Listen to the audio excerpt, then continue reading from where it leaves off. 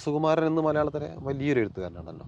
അദ്ദേഹത്തിൻ്റെ തിത്തുണ്ണി എന്ന് പറയുന്ന ഒരു കഥ മാതൃഭൂമിക്ക് അയച്ചു കൊടുത്തപ്പോൾ മാതൃഭൂമി അത് പ്രസിദ്ധീകരിക്കുകയും ടി തന്നെ അത് അതിനെ അനുമോദിച്ചുകൊണ്ട് ഇദ്ദേഹത്തിന് ഒരു കുറിപ്പ് എഴുതി കൊടുത്തത് അയാളുടെ ജീവിതത്തിൽ ഒരു വലിയ സംഭവമായിട്ട് അയാൾ സൂക്ഷിക്കുന്നുണ്ട്. സുകുമാരൻ ടിക്ക് മുമ്പേ പോയി എന്നുള്ളതാണ്. അപ്പോൾ സുകുമാരനെ കുറിച്ച് അതല്ലെങ്കിൽ പട്ടത്തുകൾ എഴുതുന്ന ഒരു ശൈലി വേറെയാണ്. അതുകൂടാതെ ടിയുടെ ശൈലിയിൽ തന്നെ എഴുതുന്ന കാര്യങ്ങൾ മറ്റ് ഒരുപാട് കഥാകൃത്തുക്കളൊക്കെ തന്നെ ഇത് ചെയ്യുന്നത് നോക്കുക. പക്ഷെ ഇത് പ്രധാനപ്പെട്ട ഒരു കാര്യം, ഒരു സെൻസിബിലിറ്റി മനസ്സിലാക്കുക എന്നുള്ളതാണ്. അഭിരുചി എന്ന് പറയുന്നത് പലതാണ് സാഹിത്യത്തിൽ. ടി ചെറുപ്പം മുതലേ അങ്ങനെ ഒരു എഴുത്തുകാരനാവാൻ വേണ്ടി ഇഷ്ടപ്പെട്ട് വന്ന, നമ്മളൊക്കെ ഇപ്പോഴത്തെ പാഷൻ എന്നൊക്കെ പറഞ്ഞ പോലെ വന്ന ആളാണെന്നുള്ളൊരു പറച്ചിലുണ്ട്.